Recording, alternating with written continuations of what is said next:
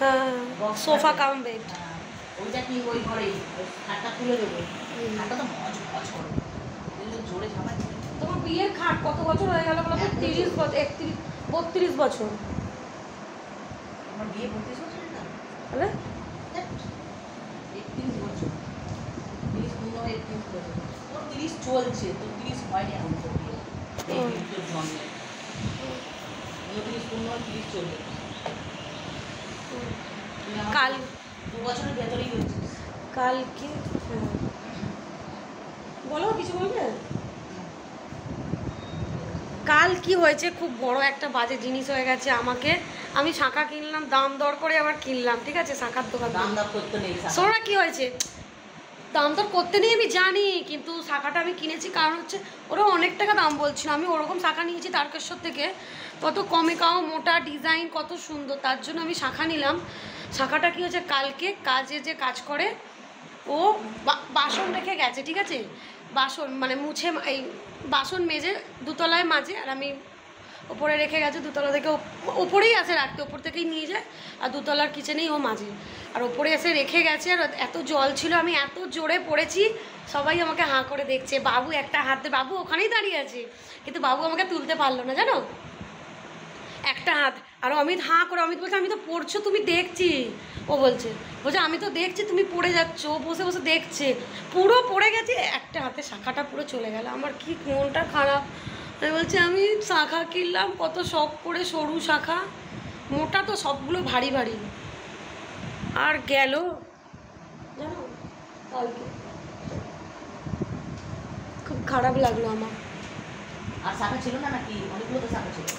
ওগুলো তো মোটা মোটা, আর মোটা ভারী লাগে হাতে আমার, ভারী মোটা। আর আমি তো সরু কিনেছিলাম ওই জন্য 2 দিন, খুব জোর 3 দিন পরেছি, ঠিক আছে, রথ থেকে পরেছি, রথের আগে কিনেছিলাম, রথের আগে, হ্যাঁ রথের আগে কিনেছিলাম, রথে কালকে রাত্রে ভেঙে গেল, ওই মানে বেড়ে গেল।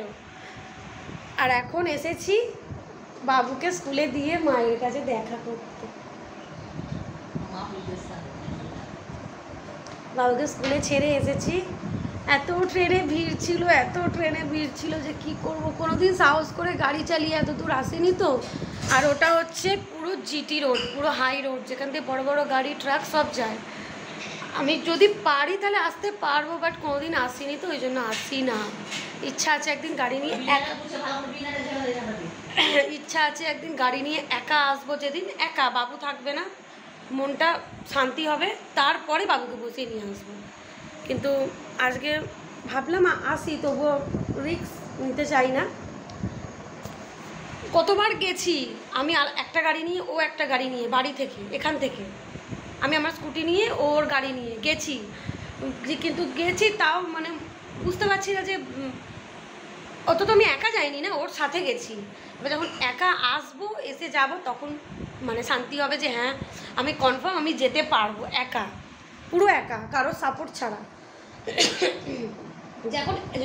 যেমন এখন কারোর সাপোর্ট ছাড়াই আমি বাইরে বেরোই, সেরকমই একা, সেরকমই গাড়িটাও একা আনবো, একদম একা, কেউ থাকবে না, তারপর যাতায়াত করতে পারবো, তাহলে কোনো চিন্তা থাকবে না, ট্রেনের ঝামেলা থাকবে না। টোটো কিনবো, অত ঝামেলা গো মা, কতবার ধাক্কা লেগেছে বলো তো, গাড়ি চালা অনেক প্র্যাকটিস করতে হবে, অনেক প্র্যাকটিসের ব্যাপার আছে গো, তুমি বুঝছো না, কত দিন আগে ছেড়েছি, 12 বছর।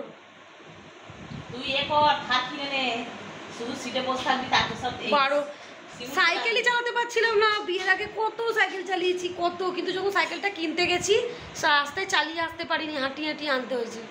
ভাবো তাহলে, যে ছোট থেকে সাইকেল চালাচ্ছে, ওটাই তো মানে অনেক দিন ডিস্টেন্স হয়ে গেলে না জিনিসটা হয় না, চেষ্টা করতে হয়, মানে হয়, বাট চেষ্টা করতে হয়, চেষ্টা করলে কি না হয়, মানুষই তো সব কিছু করছে, তাই তো আমি চেষ্টা করেছি বলে সাইকেলটা পেরেছি। তারপরে বিয়ের আগে আমি স্কুটি চালাতাম, আর বিয়ের কমসে কম 2 বছর পর আমাকে গাড়ি কিনে দিয়েছে। 2 বছরের মধ্যে আমি গাড়ি চালানো ভুলে গেছি জানো, মা কালী বলছি, মা সিউড়িতে যখন আমাদের তো সিউড়িতে পোস্টিং ছিল, তো সিউড়িতে যখন গাড়িটা কিনতে গেছি আমি চালিয়ে নামাতে পারিনি গ্যাস শোরুম থেকে। ভারীর জন্য নয়, একটা ব্যালেন্স এদিক ওদিক হয়ে যায়, তুমি বুঝছো না।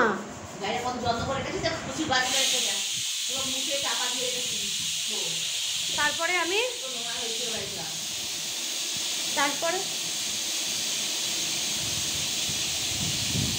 তারপরে বন্ধ হলো এতক্ষণে। তারপরে আমি গাড়িটা একদিন চালালাম পুরো একা, তারপরে হাত বসে গেল, মানে ফট করে চালিয়ে শোরুম থেকে বার করতে পারিনি। কেন 2 বছর কি 3 বছর হবে।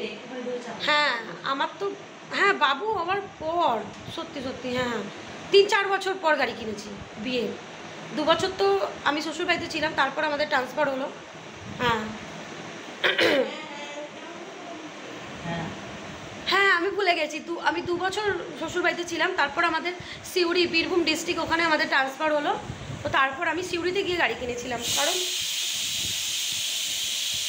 কারণ আমি আমার বাপের বাড়ির গাড়িটাকে নিয়ে যাইনি। আমি বাবাকে বলিনি যে বাবা আমাকে গাড়ি দাও, তখন আমি ভাবিনি যে কোথায় রাখবো। আমাদের ওখানে শ্বশুরবাড়িতে একে বাইক ছিল, 2টো বাইক ছিল, তারপরে 2টো বাইক, তারপরে ননদের বরেরও গাড়ি। তার জন্য আমি ভাবছিলাম যে গাড়ি আর স্কুটি আর কী হবে, ওদের সাথেই যাব।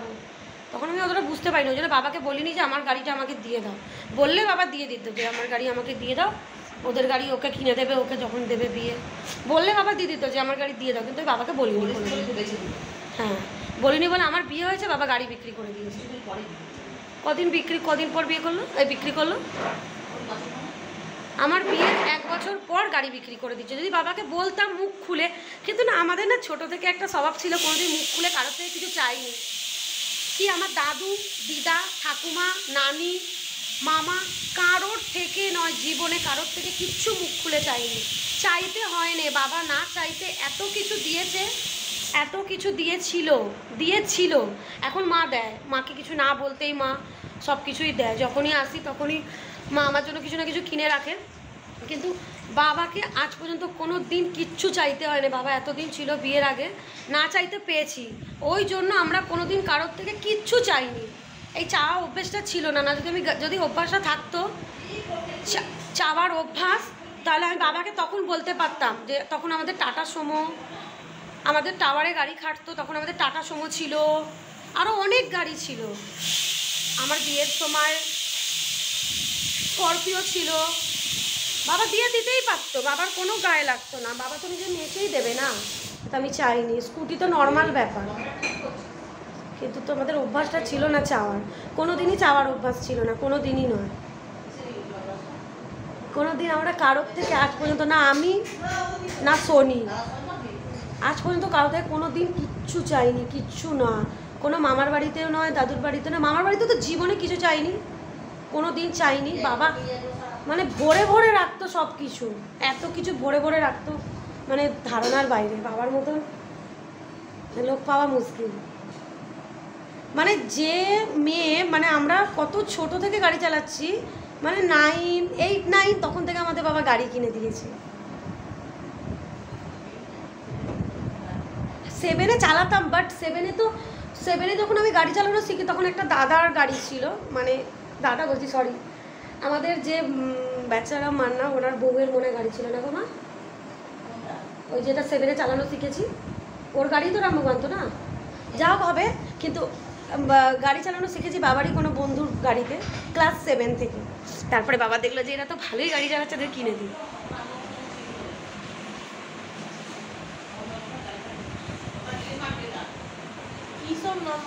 কার গাড়ি ছিল?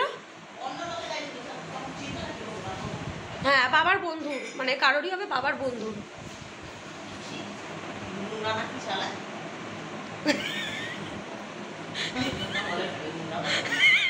মুইটা খাও না গো মা, খেনো তুমি খাও, আমি তবু বিস্কুট, একটা নারকলের বিস্কুট আমি খেয়েছি। মা এখন রান্না করছে, আমি বাড়ি চলে যাবো, তুমি যতই রান্না করো। তোমাকে গিয়ে আবার রান্না করতে হবে বাড়িতে, বাবুর জন্য রান্না করতে হবে।